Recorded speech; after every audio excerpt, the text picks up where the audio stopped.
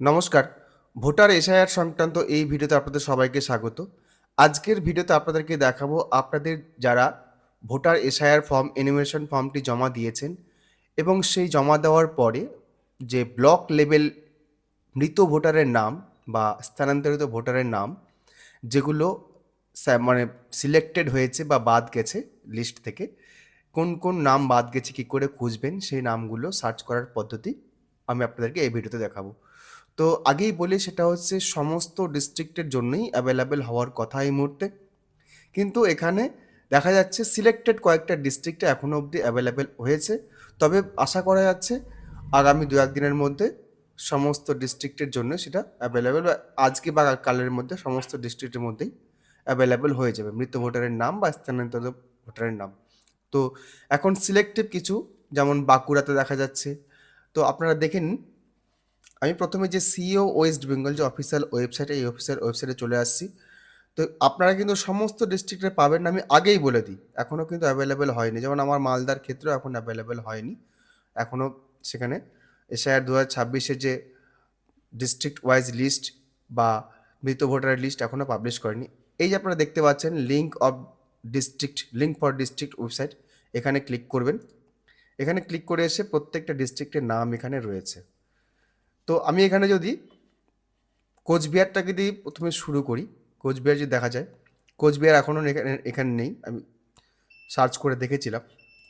কিন্তু আমি যদি এখানে মালদাও দেখি, মালদা তো এখানে ইলেকশন যে ডিপার্টমেন্ট যে রয়েছে ইলেকশন ডিপার্টমেন্টে, এখানেও কিন্তু নেই।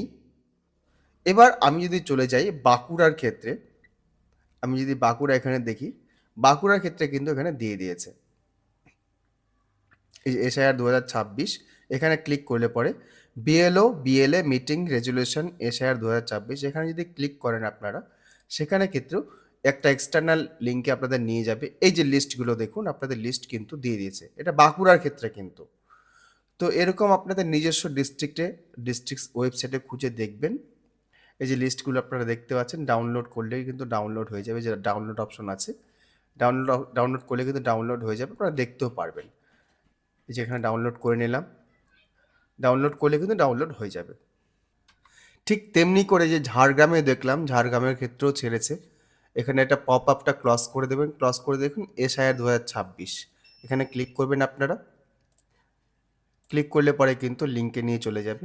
এই যে আপনাদের বিএলও মিটিং রেজুলেশন, এখানে যদি ক্লিক করেন আপনারা কিন্তু সেই লিস্টগুলো দেখতে পাবেন পোলিং স্টেশন নেম অনুসারে। যে ডাউনলোড অপশন দেখতে পাচ্ছেন, এই ডাউনলোড অপশনে গিয়ে আপনারা কিন্তু সেটা ডাউনলোড করতে পারবেন।